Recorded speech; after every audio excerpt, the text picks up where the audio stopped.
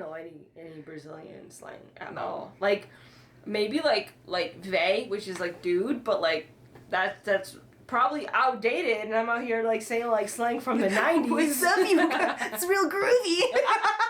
Imagine. That's what I sound like.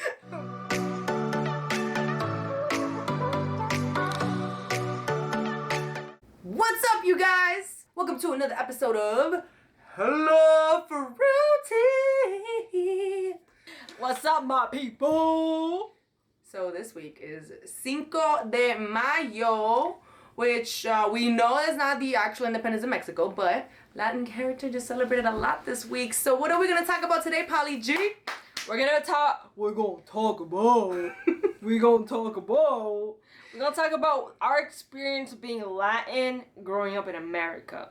So if you guys did not know, I am Brazilian. I'm Doña Colombian. Lita is Colombiana. So we both have an experience of coming from an immigrant family and being raised in America. Well, North America. The United States of America. America. That America. So we're just gonna talk about what it's like to, like, you know, Yeah. be Latino and USA. So wait, how old were you when you came to the U.S.? I was 3.5. I like to add in that half because it gives me like a little counts. extra salt, bae, you know? Little extra Latina. Yeah, so I came 3.5. What grade do you do pre-K in? What What school grade? was before first grade? I mean, what? How old? First kindergarten. How old? I think 4 or 5. Yeah, well, however Yeah. old that is when I learned English. Oh dang. But it's Okay. crazy because my school did not have ESL. Oh no. No, so Oh my my gosh. experience learning English was traumatic. You were AF. so little too. Imagine Yeah. little baby Polly. I got in trouble all the time because I didn't know what there was. And then I started getting sassy Oh. because it was like when I finally started learning, I would still be getting in trouble because I was a little troublemaker. Oh, And they what would would put you me do? they would put me in timeout, like on a chair facing the wall. And my mom said that I would be like, wow, this wall is beautiful. Look at this chair, though. Like, trying to, like, make my experience seem cooler. And then I would distract other kids. Like, I want this chair for my home. Oh. I'm having fun in this timeout. You guys are missing out. How old were you when you came to the U.S.? In Hold on, Colombia. pause. Can we leave? Okay, so how old were you? So I was 6 years old when I first came. My bad. Okay, so you're 6 years old. Alright. So I was 6 years old when I first came to the United States of America. And yeah, I mean, I remember a lot of my childhood. I feel like by 6 you definitely remember some things. And a lot of my childhood was in Colombia, and that transition when I first came to the States, like, was hard. Like, language first. Like, I came to Miami. So Miami, like, you don't really necessarily need to learn English because everybody and their mom speaks Spanish. But that was hard. I mean, luckily they had ESL, and I didn't know what that was. I was just like, am I one of the special kids? Because they like removed us from the class, and it's like, okay, time to learn English. And when I learned the alphabet, dude, I was so proud. I'm like, Mom, A, B, C, D, E, F, G, H, I, J, K, elemental P. It was great. But it was a struggle. Like, I would watch Dora the Explorer every day after school. And honestly, I owe it to that and PBS for learning English. That's dope. Yeah. It's interesting having, like, an experience where you remember it and where I don't. Yeah, Because just, all I have so is little. all I have is what my mom would tell me. I don't remember anything. I only remember knowing English. I don't remember not knowing English. So then did your mom, like, stay speaking Portuguese when you were little? So is that, like, how you still, like, know? Yeah. So when Okay. I was little in the house, my mom, because I almost turned into one of those no sabo kids, like because like as soon as I did learn English, my sister, who's 10 years older than me, so she was 13 when she came to the U.S., she would speak to me in Portuguese, and then I would speak back in English, and my mom was like, No, not in this house. no English in this house, sweetie. That's good, though. Yeah, no, it is good, because, like, now I can speak Portuguese, but yeah, Exactly. I would speak back in English, and she'd be like, no, you have to speak Portuguese. I want to make sure that, like, you don't forget how to speak this language, and Yeah. I mean, with my parents, we definitely always spoke Spanish at home. They, like, were, like, always really emphasizing, don't forget where your roots are, where you come from, always speaking Spanish, like, correcting me, teaching me. And then it got to a point where they were trying to learn English, so it's like, why don't we practice English? But that lasted for, like, 2 seconds. And it's just, it feels weird speaking to my parents in English. Like, it needs to be in Spanish. I can't speak to my mom in English because she doesn't understand. Oh, for real? Yeah, she doesn't dang. speak. Her English is very, very, very broken. Like, it's very minimal. Mm-hmm. Like, if she were to watch this video, she'd have no idea what was going on. You mean with subtitles? Like, just no? I mean, with Brazilian, with Portuguese. Or Portuguese oh, yeah, right. That doesn't count. Nope. Yeah, so it's very much like, I grew up eating Brazilian food, speaking Portuguese to my mom. I would go to Brazil almost every summer. Oh, so, like, nice. I had that experience of, like, going to Brazil. But now, this is where the struggle comes in, okay? So, do you ever feel like this? I don't feel Brazilian and I don't feel American. I absolutely. I don't feel Colombian or American. I'm in this in-between. Yeah, like, I definitely feel like I am... It's crazy. I'm not half American. I was born in Brazil. Mm-hmm. My family is Brazilian. My birth certificate is from Brazil. I have the little shot thing and A everything. little, like, yeah! Like, but I feel like I'm half American. It's like... It's crazy. Like, we've acculturized ourselves and, like, learned so much about the culture in America specifically. And it is so different than our Latin root cultures.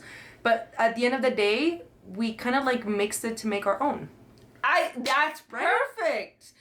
It's like a whole new culture. That's exactly where what it's it like, you, like, literally get a pot, you put half of Brazil, half of America, and you stir it, because it's not one or the other, it's a mixture of both. It's both. It's because, a hybrid. Like, exactly. Like, for example, Thanksgiving. In Brazil, they don't celebrate Thanksgiving. It's an American holiday. But on Thanksgiving, I eat Brazilian food. Oh, really? I didn't experience like a traditional American, like, Thanksgiving until I was, like, 24. Wow. Yeah. How did that feel? Did that feel weird? Like, this isn't right. Like, because what you're used to is like a Brazilian style Thanksgiving. No, what did you guys eat? I always knew that like Americans didn't do that. Obviously, they're not gonna eat Brazilian food on Thanksgiving. Mm-hmm. So I knew like that it was like turkey and mashed potatoes and gravy and stuff like that. But I just didn't experience it till later.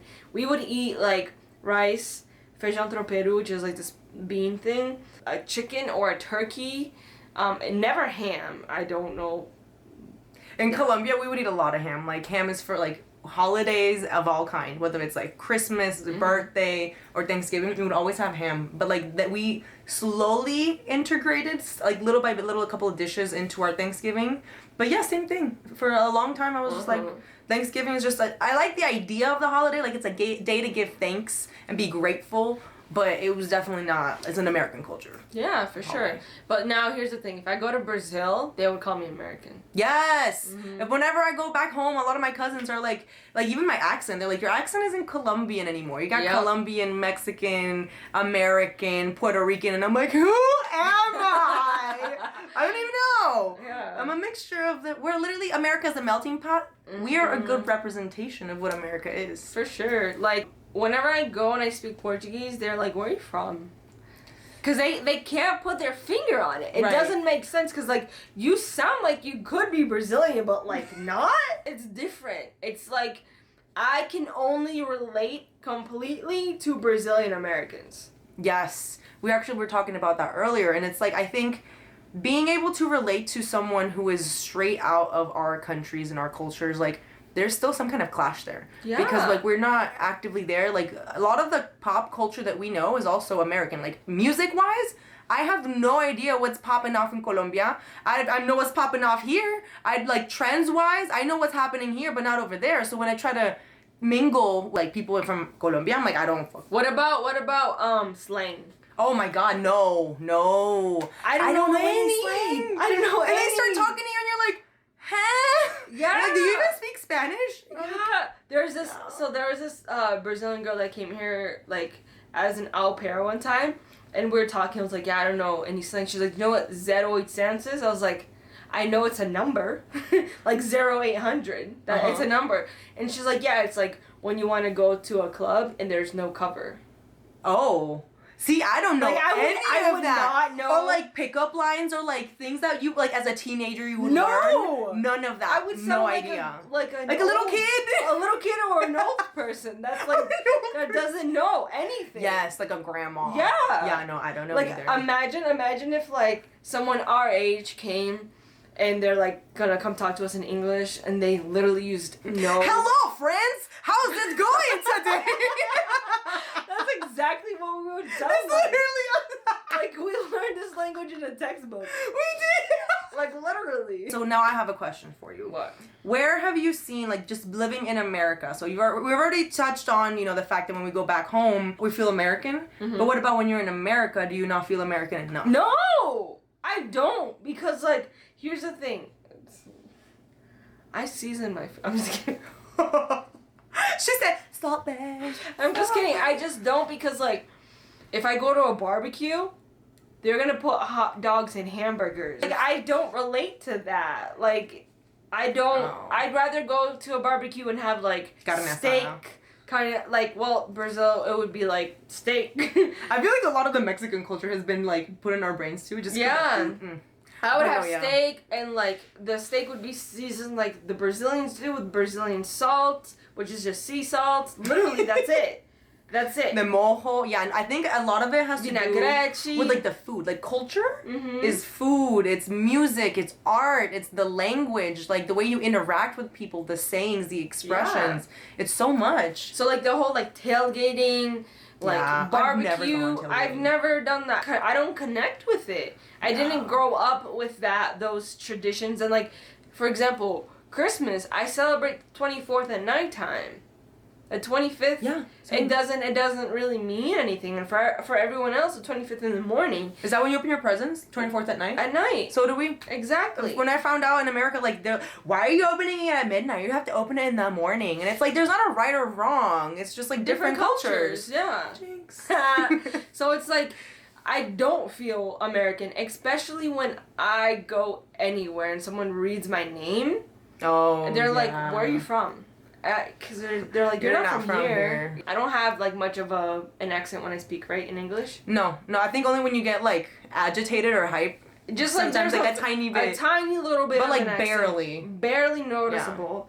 Yeah. And, like, so I can pass as American, like, looking, too. Yes. So the only thing that really gives me away is maybe that little bit of accent, but definitely my name. Your name for sure. So if someone sees my name and, like, at the doctor's or whatever, they're like, this ain't one of us. It's an outsider. That's crazy. No, I feel the same. Like, my name too, also for sure is a dead giveaway, but I feel like it's so funny when I'm on the phone and I'm, like, talking to people maybe that I don't know or, like, work-wise, I can pass as American. Like, my accent, and that's funny, like, when I was younger I would play with accents because I wanted to sound American, which is kind of a crazy thought, but it's like I wanted to fit in because I did have an accent when I was really little, and I was told this, but I had no idea I had an accent. I was just trying to learn the language. And people would kind of look at me funky, like, what are you saying? And that's actually, like, a really sensitive topic in my heart, because, like, my parents have, like, super thick accents. Same. And so growing up, people would literally, like, look at me for answers, like, can you translate, like, what are they saying? And I'm like, listen with your ears and your eyes. Like, it's, come on, like, just at least to try, but I get it, like, it's difficult. It's just, like, it can be frustrating when you're made to feel as an outsider. When you're just like, we're all here in the same country, we're all trying to, build our dreams and our goals and aspirations. Why you gotta make me feel like that? Does my accent come out sometimes? I don't really hear it. Barely. Unless you force it. Unless I Like force you're it, joking, that's true. you know what I mean? Yeah.